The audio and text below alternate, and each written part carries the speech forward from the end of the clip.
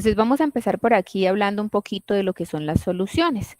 A ver, ¿quién me dice qué entiende por soluciones o qué se le viene a la mente cuando nosotros hablamos de solución? Que de pronto es un término que ya hemos mencionado antes en el estudio de otros temas.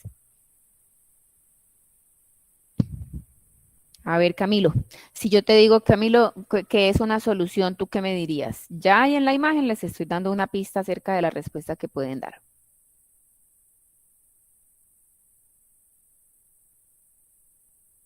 Camilo, Profe, ¿es una mezcla homogénea de dos o más sustancias? listo, exactamente. Eso es una solución, una mezcla homogénea de dos o más sustancias, ¿cierto? ¿Cómo se llaman esas sustancias que componen la solución? Se le llaman soluto y se le llaman solvente. Listo, esas sustancias que se le llaman soluto es la que está en menor cantidad. La que se llama solvente es aquella que está en mayor cantidad. Entonces, cuando yo hablo, por ejemplo, de una solución conformada por agua y sal, ¿quién sería el soluto? ¿Y La quién sal, sería el solvente? Ajá, Soluto sí. sal, Soluto, sal y solvente, entonces sería agua. el agua, agua. ¿cierto? Pero no siempre, resulta que no siempre vamos a tener soluciones que terminen estando en estado líquido, como en el caso del agua y la sal, que nosotros lo que observemos o obtenemos finalmente es una solución en estado líquido, sino que a veces vamos a ver que las soluciones las podemos encontrar en los diferentes estados de la materia. Entonces, por aquí tenemos tres, tres conceptos que vamos a tratar, pero vamos a saltarnos un poquito en los que vamos ahorita para la discusión más adelante. Entonces, efectivamente, la mezcla es una mezcla homogénea de dos o más componentes. Los componentes de esa mezcla homogénea pueden ser átomos, moléculas o iones. Entonces, perdón, chicos, espérenme un segundo.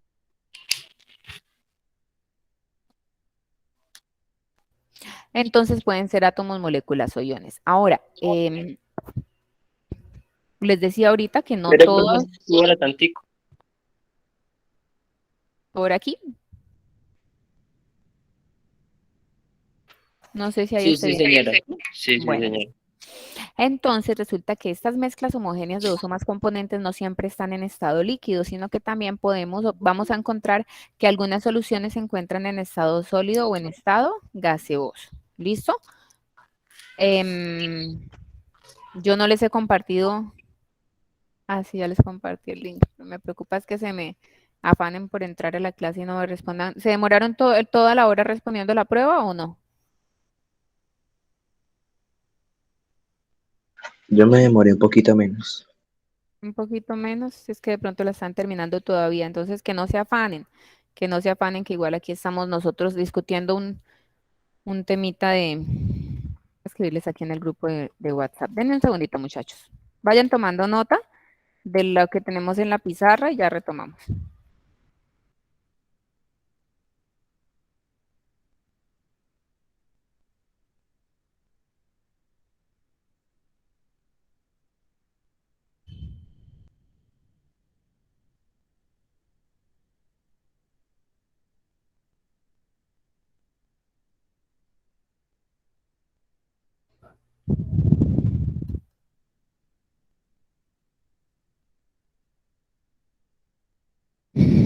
Bueno,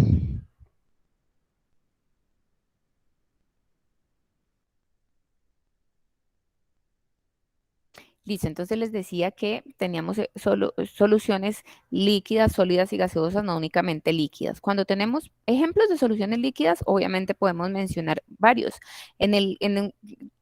Tenemos la más común que la cual acabamos de mencionar, ¿cierto? Que es sal en agua, es lo que se conoce como salmuera.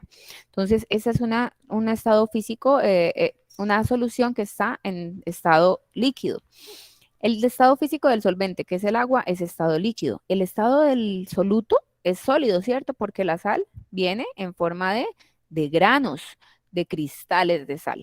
Y finalmente, pues tenemos la salmuera, que es la sal en agua. Otro ejemplo de una solución que tenemos en estado líquido es una solución que puede ser líquido-líquido, como el caso del vinagre, que es el ácido acético disuelto en agua. Entonces, tanto el vinagre como el agua se encuentran en estado líquido, pero entonces son miscibles, se mezclan y tenemos una mezcla homogénea. ¿Listo?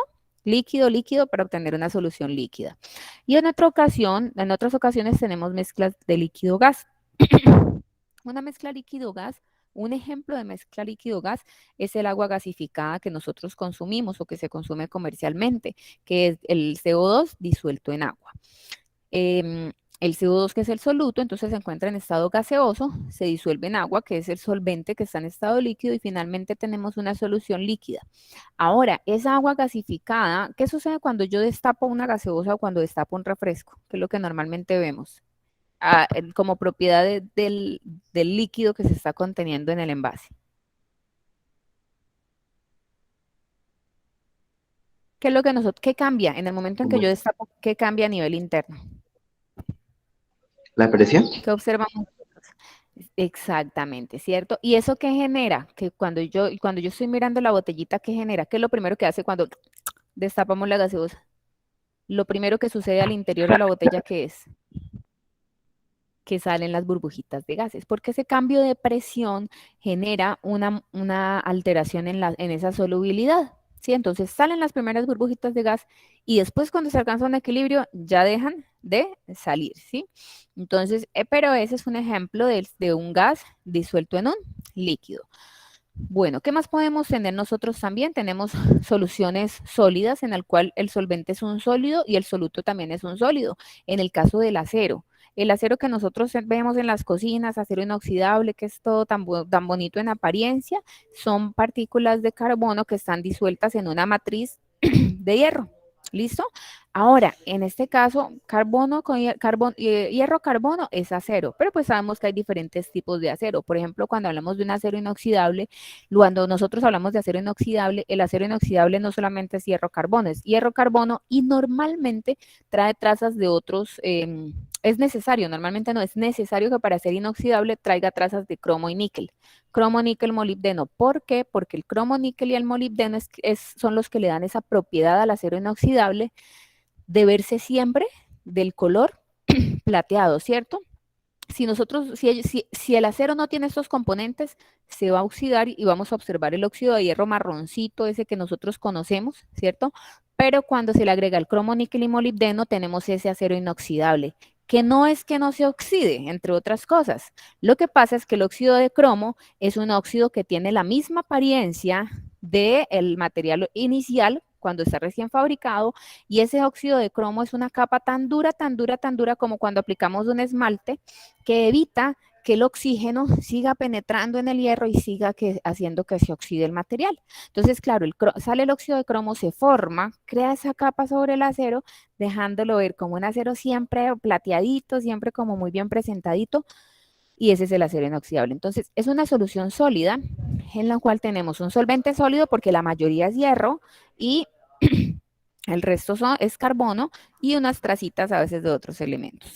¿Listo? Entonces tenemos el acero, el latón y el bronce también son soluciones sólidas. Todas estas soluciones sólidas que estamos viendo son, se me fue la palabra, aleaciones, son aleaciones, son aleaciones.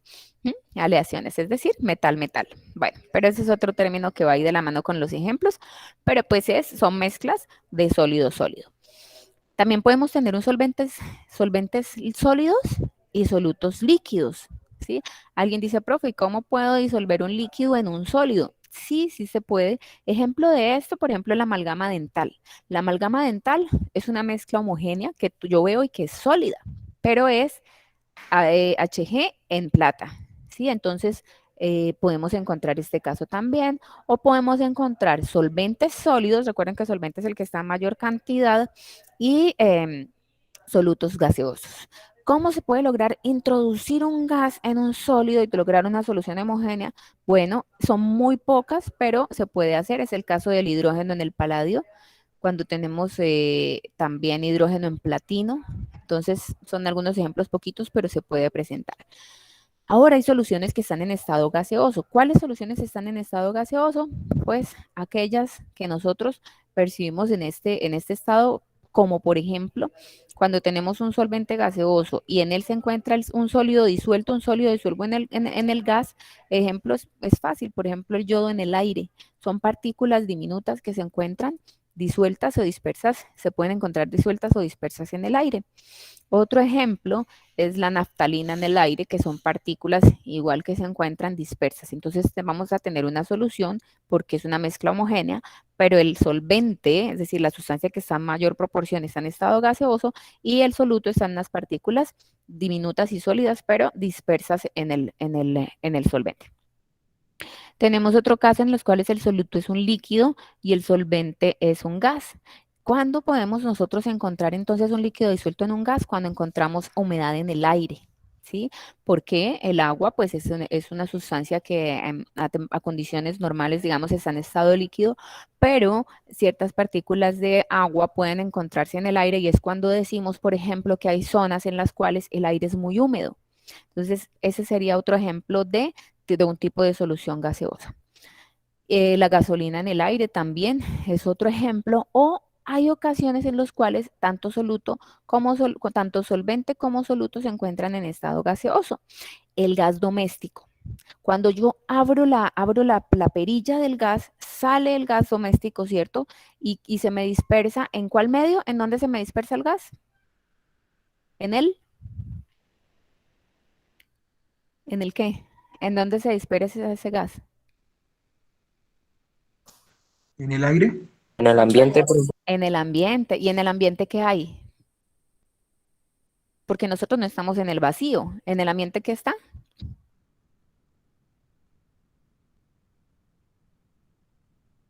¿Qué hay en el ambiente? El oxígeno. El oxígeno, pues el aire, lo que es el aire en general, que por cierto también es una mezcla, ¿no? Oxígeno, nitrógeno. Entonces, en ese aire que nosotros tenemos, viene y entra otro aire y se difunde. Entonces logramos observar un tipo de solución que viene en estado gaseoso. ¿Listo? Bueno, ¿qué más podemos hablar nosotros de las soluciones? ¿Están tomando nota del cuadrito? Chicos, si quieren, dejemos el espacio en el cuaderno para el cuadrito y voy a avanzar por aquí para mirar una característica que quiero que miremos antes de que se me vayan al descanso.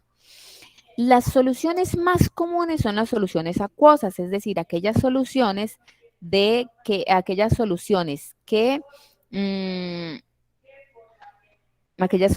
¿qué? Perdón, es que me están escribiendo por el WhatsApp algunos chicos de la prueba. Denme un momentico, chicos, qué pena.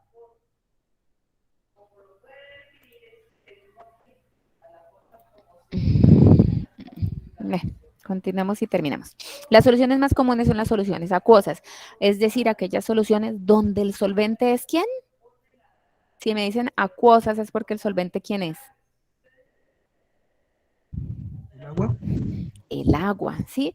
Quiero saber una cosa, cuando yo pongo el cursor aquí, ¿ustedes lo ven? Es que no he logrado conectar mi tablet. Estoy sobre una sí, profe, sí, pizarra, se ve. ¿sí? Ah, listo. Perfecto. Entonces, las soluciones más comunes son las acuosas, es decir, aquellas soluciones en las cuales el solvente es el agua y yo disuelvo un soluto en el agua. Pero resulta que, ¿por qué se da esto? Porque el agua es una sustancia muy, muy, muy especial en la naturaleza. Tan especial que es la única sustancia que en la naturaleza la puedo encontrar en los tres estados. Sólido, líquido y gaseoso. La encuentro líquida en los ríos, en los mares, en el agua que nosotros sacamos por el grifo, ¿cierto? Que viene también pues de las plantas. La encuentro en estado gaseoso en el ambiente, la encuentro en estado sólido en los nevados, en, en ciertas partes del mundo, pero sí la puedo encontrar en la naturaleza en sus tres estados. Entonces, el agua es una sustancia muy, muy, muy particular. ¿Cómo es el agua? ¿Cómo es esa estructura interna del agua? Entonces, ¿qué me dirían ustedes si yo les digo, bueno, ¿qué es el agua? ¿Cómo es una molécula de agua? ¿Qué sabemos de la molécula de agua?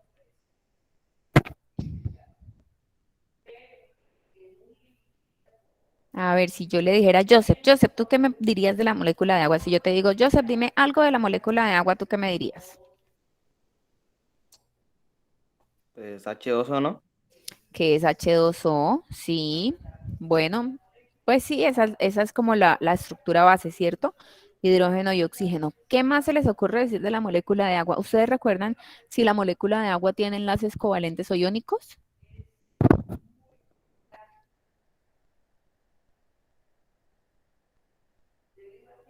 ¿Mm? ¿Sí recuerdan? ¿Recuerdan si la molécula de agua tiene enlaces iónicos o covalentes, sí o no? No, profe. Bueno, la molécula de agua tiene unos enlaces que son enlaces covalentes, es decir, ellos comparten los electrones, ¿cierto? ¿Por qué se une el oxígeno con el hidrógeno? Por una sencilla razón. ¿El oxígeno de qué grupo de la tabla es?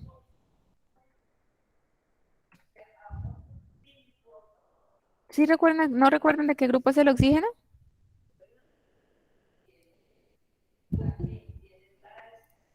A ver, ¿quién recuerda de qué grupo de la tabla periódica es el oxígeno? Miremos por acá. A ver, ¿de qué grupo es el oxígeno?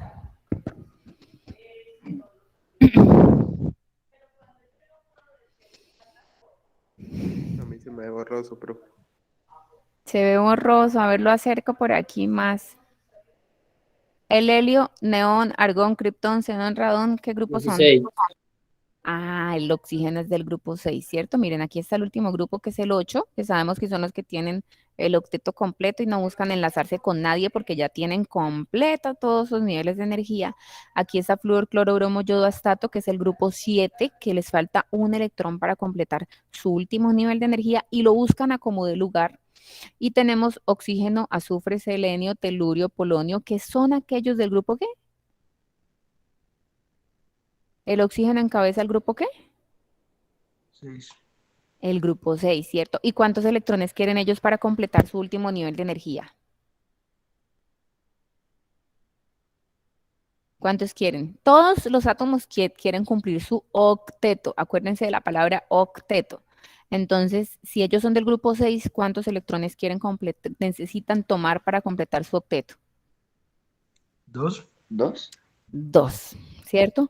Y entonces, pues claro, si ellos necesitan 2 y ahí entre estos amigos está el oxígeno, pues yo voy a tener que si el oxígeno se encuentra en un medio donde hay hidrógenos, pues ellos forman un enlace en el cual el oxígeno, ¿qué pasa? Pues al ser más electronegativo, porque me devuelvo aquí un momentico, ¿me van a preguntar algo? Dime, Camilo. No, nada, profe, no. Listo. Miren que el oxígeno entonces yo lo tengo aquí en el grupo 6 y el hidrógeno está en el grupo 1. Entonces el hidrógeno tiene un electroncito y se encuentra con el oxígeno que él quiere tomar 2. Entonces, ¿qué pasa? Que el oxígeno como es más electronegativo, tiene mayor tendencia a tomar electrones para él. Viene y dice, yo me tomo un hidrógeno por acá, me tomo otro hidrógeno por acá y con esos dos bracitos el oxígeno completa sus 2 electrones que le hacen falta. Toma uno de cada hidrógeno y ahí es donde tenemos nosotros la molécula de agua. Pero más que tomar, voy a cambiar esa palabra, comparte, porque es un enlace covalente.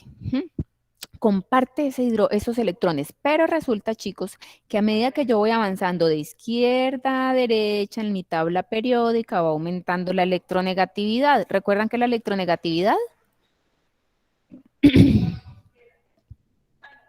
¿Recuerdan qué es la electronegatividad, sí o no? ¿No lo recuerda, profe? Bueno, la electronegatividad es esa tendencia que tienen los átomos a tomar electrones para completar su octeto. Entonces, claro, cuando yo voy avanzando de izquierda a derecha en la tabla periódica, resulta que yo, a medida que voy avanzando, me doy cuenta de que faltan menos electrones, ¿cierto? Obviamente, pues al oxígeno le faltan 2 electrones. Al flúor, a ver, parémonos aquí, acerquémonos estos 3 amigos. Oxígeno le faltarían 2. Entonces él busca 2. Al flúor le falta 1. El flúor es más electronegativo que el oxígeno. O sea, es decir, si hay un electrón por ahí cerquita dando vueltas y está oxígeno y flúor, el flúor toma ese electrón con más fuerza. ¿Mm? Entonces la electronegatividad Como va un imán, aumentando de con una izquierda a fuerza, derecha. pues. Exactamente.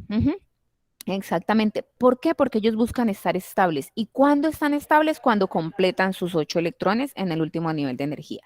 Entonces, el flúor es más electronegativo que el oxígeno es más electronegativo que el nitrógeno, el nitrógeno es más electronegativo que el carbono y así sucesivamente. Es decir, que el hidrógeno, ¿qué creen? Que tiene una alta o baja electronegatividad, que lo tenemos aquí. Una baja. Una baja electronegatividad. Y la electronegatividad entonces aumenta de izquierda a derecha en la tabla periódica y aumenta de abajo hacia arriba. Entonces, ¿cuál es el elemento más electronegativo de la tabla? Los gases nobles no los mencionemos porque ellos son punto aparte, ellos con nadie, nada que ver, ya tienen su octeto, no se relacionan ni se enlazan con otro elemento. Pero entre el resto de los elementos de la tabla periódica, ¿cuál será el más electronegativo? ¿Quién creen? A ver, Sebastián Gómez. Sebastián, ¿quién crees que es el más electronegativo?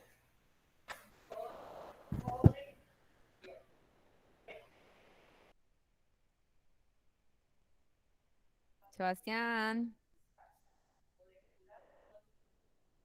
Jordan Cuervo. ¿Quién crees tú que es de los elementos más electronegativos?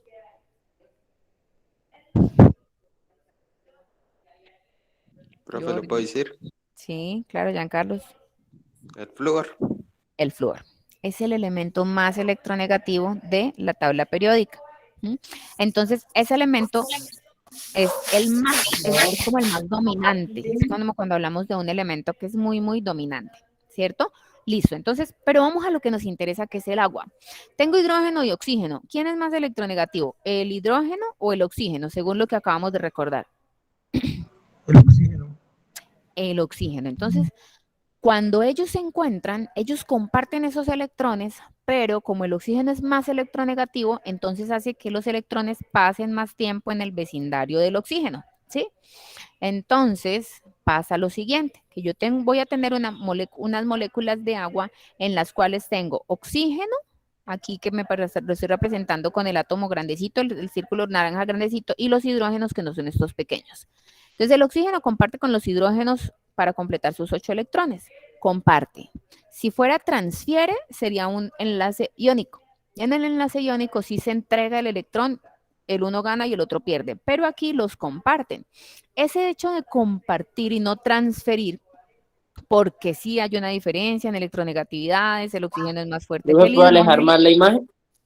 Sí, el oxígeno es más electronegativo que el hidrógeno, pero no tanto como para quitarle ese electrón. Entonces los comparten, pero ese electrón pasa más tiempo en el vecindario del oxígeno.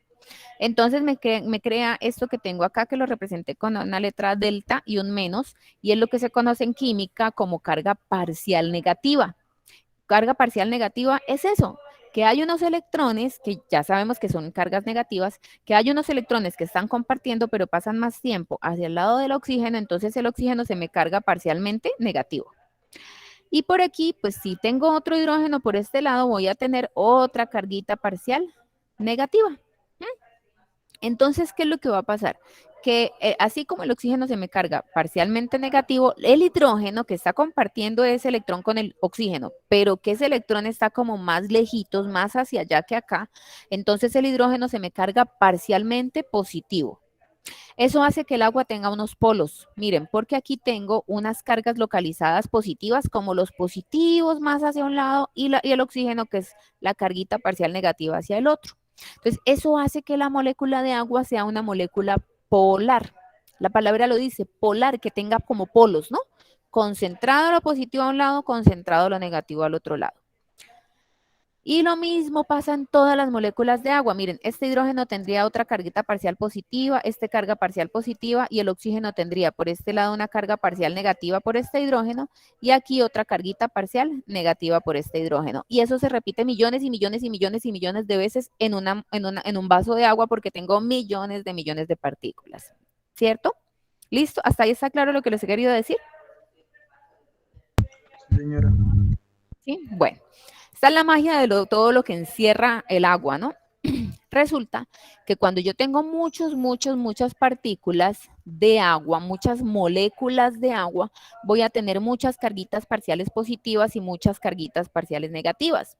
Y cuando ellas están juntas en un vaso de agua, en un balde, en un recipiente o en una piscina, pues todas esas cargas parciales que son positivas y negativas también van a interactuar entre ellas, generando unas atracciones ya no atómicas, ya no a nivel atómico, sino a nivel de moléculas, ¿cierto? Entonces voy a ver muchas moleculitas de agua de H2O, H2O, H2O, H2O con sus cargas parciales negativas y positivas, pero que por ser opuestas, pues también hay una atracción entre ellas.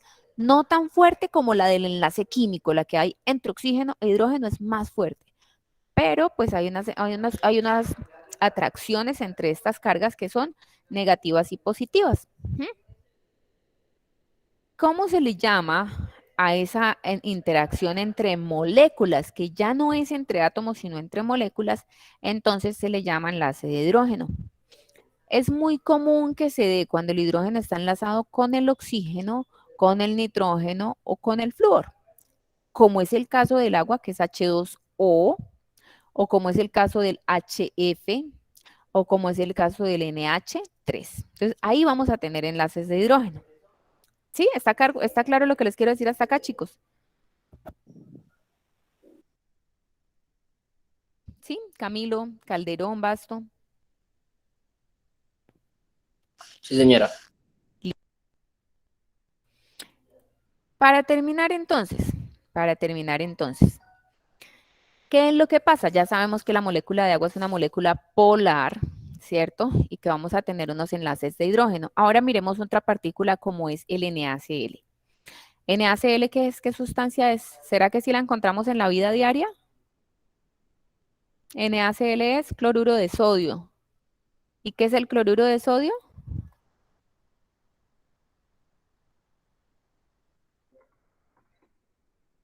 ¿Qué es el cloruro de sodio? ¿No? ¿No saben en dónde está el cloruro de sodio en la vida diaria? ¿La sal? En la sal. Exactamente. El cloruro de sodio es la misma sal de cocina, con un proceso que se le hace pues de purificación y esto, pero el NaCl, el cloruro de sodio es la misma sal de cocina. Y en el NaCl, ¿qué tipo de enlace hay? Vámonos un momentico aquí a la tabla periódica. Esto es tema de noveno, pero yo vengo y les hago aquí un repasito. El sodio, miren el sodio. Aquí. ¿Grupo? ¿En qué grupo está? En el 1. Grupo 1, muy bien. Ahora vamos a mirar el cloro. Me toca alejarme un poquito porque es que está como lejos ya. Entonces vamos a mirar el cloro. ¿El cloro dónde está? ¿En qué grupo está? Grupo 7. Grupo 7. ¿Quién es más electronegativo, el cloro o el sodio? El sodio. El cloro, el cloro. Ah, sí, sí. Ese concepto de electronegatividad se aplica para todo, para enlaces, en cualquier momento les aparece ese concepto de electronegatividad. Entonces, cierto, listo. Y si el cloro es el más electronegativo, entonces, ¿cuántos electrones le faltan al cloro para completar su octeto? 1. La tabla periódica me lo dice todo. Si el cloro es del grupo, ¿qué? 7. 7. ¿Cuántos electrones necesita para completar su octeto? Si octeto es de 8, si tiene 7, ¿cuántos le faltan? ¿Uno? Uno. Unito, ¿cierto? Uno. Listo, un electrón. Vámonos al sodio. ¿Cuántos electrones de valencia tiene el sodio? Si está en el grupo 1, ¿cuántos electrones tiene en su último nivel de energía? ¿Cuántos electrones de valencia tiene? ¿Le haría falta 7? Entonces hay dos opciones. Imagínense lo que dice Juan Camilo, le harían falta 7. Y entonces si él tiene un electrón en su último nivel, pero en el anterior lo tiene lleno, porque cada vez que se va llenando un nivel, entonces empieza a ocuparse el siguiente nivel de energía de un átomo, ¿cierto? Y entonces resulta que el sodio tiene un electrón en su último nivel, pero sabemos que el sodio tiene 3 niveles, porque miren, 1, 2 y 3.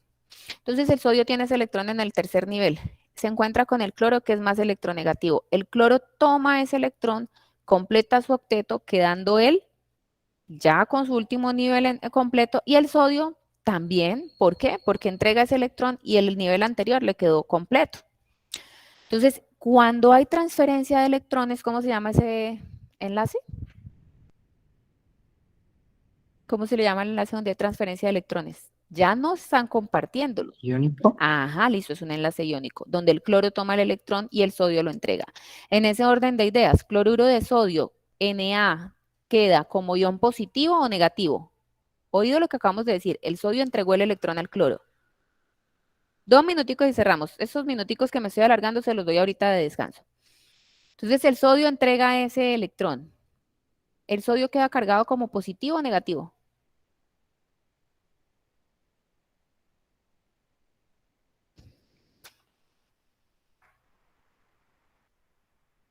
Sebastián Gómez, a ver, Sebastián, que el sodio queda como Na más o Na menos. Gana, si Na pierde un menos, electrón. porque compartió. ¿Los electrones son cargas negativas o positivas, Sergio? ¿Entraste tarde? ¿Estabas en la prueba, Sergio? Sí, entré tarde, no, porque no sabía dónde estaba el link de Zoom. Digo, de Ah, mail. bueno. Pero yo lo había publicado ahí a las 8:10 lo publicamos en el grupo, ¿no? Bueno, pero estás ubicado en lo que estamos hablando, que es lo importante. ¿Mm? Sergio, bueno, alguien me decía aquí en el chat, el electrón, Sebastián me dice el sodio queda cargado positivamente. Entonces, recordemos que los electrones son cargas negativas. Si este sodio que está acá entrega un electrón, entrega una carga negativa, ¿quedará cargado como?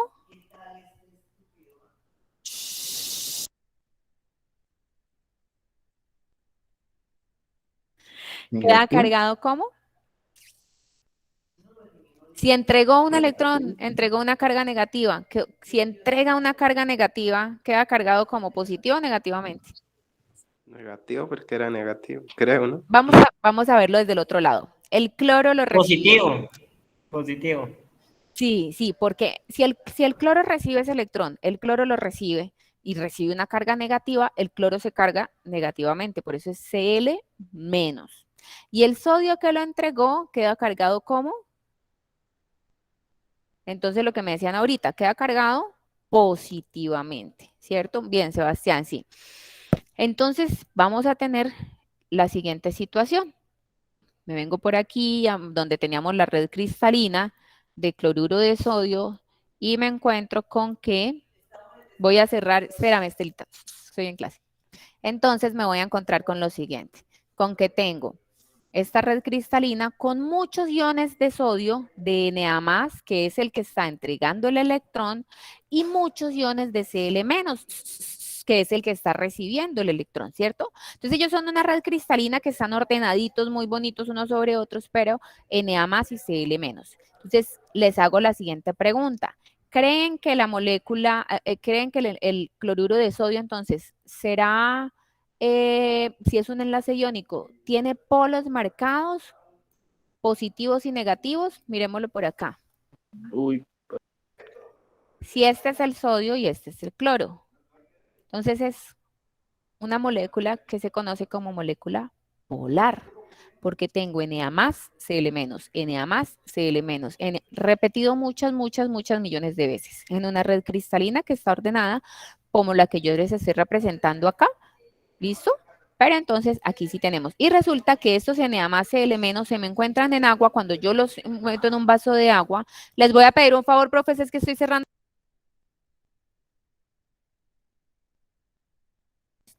Entonces, tengo muchos, muchos, muchos sodios y cloros que cuando yo los meto en un vasito de agua y los disuelvo, ellos quedan libres. Al quedar libres tenemos, miren, estos sodios aquí positivos y estos cloros por aquí negativos. Yo dibujé dos, pero sabemos que son millones de millones de millones. Profe, Estos qué pena. sodios, Abajo de hidratación, ¿qué es lo que dice? interacción. Ya voy para allá. Entonces, estos sodios positivos, Na+, van a ser rodeados por todas esas carguitas parciales negativas que decíamos que son los oxígenos, ¿cierto? Miren. Recuerdan que ahorita decíamos en toda molécula de agua hay unas cargas parciales negativas de oxígenos porque los electrones permanecen más con los oxígenos. Y los cloros, que son las partículas negativas de la sal, los Cl-, se van a ver rodeados por todas las positivas, que en el caso del agua, ¿quiénes son las cargas parciales positivas? ¿Los oxígenos o los hidrógenos? Los ¿Hidrógenos? Los hidrógenos, ¿cierto? Entonces, miren, yo por eso coloreé, les dibujé aquí el Cl- y los que están cerquita de él son los hidrógenos, miren, los H+. Y en cambio con el sodio, que es Na+, los que están rodeando al sodio son los negativos, ¿cierto? Las cargas parciales negativas que son los oxígenos. ¿Y por qué? Porque las cargas opuestas ¿qué pasa con las cargas opuestas? Se atraen, se repelen. Gabriel, ¿qué pasa con las cargas opuestas?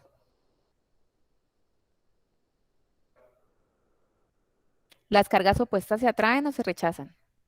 O se repelen, como se dice químicamente. Por electricidad y magnetismo, las cargas opuestas ¿qué creen? Sergio, ¿qué Se crees? repelen, Cargas opuestas, pero cargas Se opuestas se repelen. atraen. Georgie, ¿qué dice? Miren lo que les estoy diciendo. ¿Quién está rodeando al Na+? ¿Los positivos o los negativos del agua? los positivos. ¿Seguros? Miren los que están rodeando al sodio. Este es el sodio, él es el positivo, pero miren quién lo está rodeando. ¿Quién lo está rodeando? Oxígeno. ¿Y el oxígeno es la carga negativa o positiva del agua? Negativa. Sí, Negativa. negativa. Las cargas opuestas se atraen, chicos. Las cargas opuestas se atraen. ¿Sí? Miremos acá. Cloro, que es el negativo. ¿Quién está rodeando al cloro? ¿Quiénes lo están encerrando? Miren quiénes están cerquita del Cl-. ¿Quiénes están cerca? Estos que es pequeñitos que me están representando a quién? ¿Hidrógenos Hidrógeno. u oxígenos del agua? Ajá, a los hidrógenos. Entonces, miren, el cloro que es negativo lo rodean puros positivos y como que lo encierran. Yo les decía ahorita a sus compañeros del otro salón que es como cuando llega la niña a la fiesta y empiezan 5 muchachitos a hablarle a la vez. De una vez la abarcan. Y aquí es lo Se contrario. atraen. Exactamente, y aquí es lo contrario. Llega el muchachito con el smoking, con el día de su graduación, y ¿qué hacen las niñas? Miren, de una Se vez, repelen. tran, también. Entonces, cargas opuestas se atraen, positivo y negativo se atraen, cargas iguales se repelen. Entonces, en este caso, por eso es que esto es lo que se conoce como hidratación. Cogen todas las millones de moléculas de agua que tenemos y atrapan a todos los iones del soluto. Y pues este fenómeno se conoce como hidratación. Chicos, no me voy a extender más. Vamos a dejar hasta acá y nos vemos después del descanso. Me alargué 10 minutos, entonces no vamos a volver a Profe, las... después Dime. del descanso es la prueba hay otra prueba. Ay, sí. Entonces nos vemos en la otra clase. Tienen toda la razón. Qué pena, yo iba a retomar ahorita, cierto, que hoy terminan la prueba